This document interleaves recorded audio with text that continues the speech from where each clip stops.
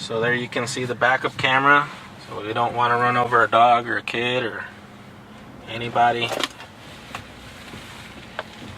And it's nice because it tells you the projected angle of where you're going to end up based on how much you've turned the steering wheel.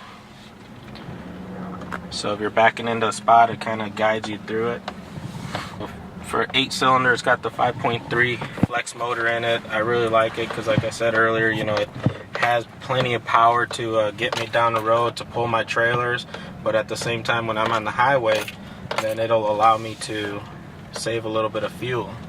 And I really like the ride too. It's really comfortable. They really designed these with comfort in mind. It's got great acceleration, suspension feels real good. You don't feel all the potholes or anything like that. So I really like the design, the time that they put into designing this thing with the consumer in mind. I've been down to Galveston, which is about a 5-hour trip from here. And just 3 weeks ago, I had to go down to San Marcos to do some continuing education for my inspection license.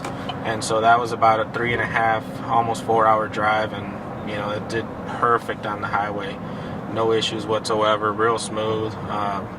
You know, that's when I really noticed how efficient it is on fuel because it was just all open highway. I want to say they have like a dual weather stripping in the door, so you don't get all that extra wind noise coming in.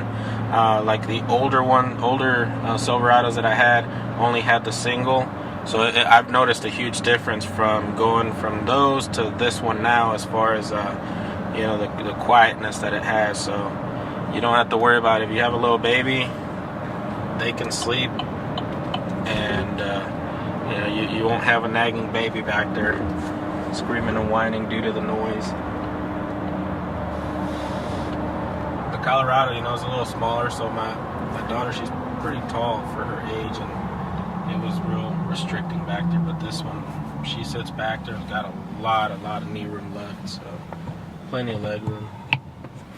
You can really tell how much I drive it. It's a 2018, and I've got just under 12,000 miles on it already in just these 3.5 months that I've owned it. So typically average about 1,000 miles a week is what I'm putting on my vehicles. You know, and truck-wise, I don't know, but I couldn't think of another truck I would want to trust to get me down the road with this much abuse. You know, I definitely put them to use. They'll take the abuse. You know, they'll take all the miles I can throw on them. Just going around corners and everything, because it doesn't have that high center. You don't feel that roll or anything that you would on, you know, on a different truck that sits higher. If you're about to miss your exit and you got to kind of do a quick maneuver, you don't have to worry about it. It'll take it. Here in Texas, with these crazy drivers we have, you're put to a lot of situations where you have to, you know, emergency stops, emergency maneuvers, and you know, this truck takes it like a charm. So.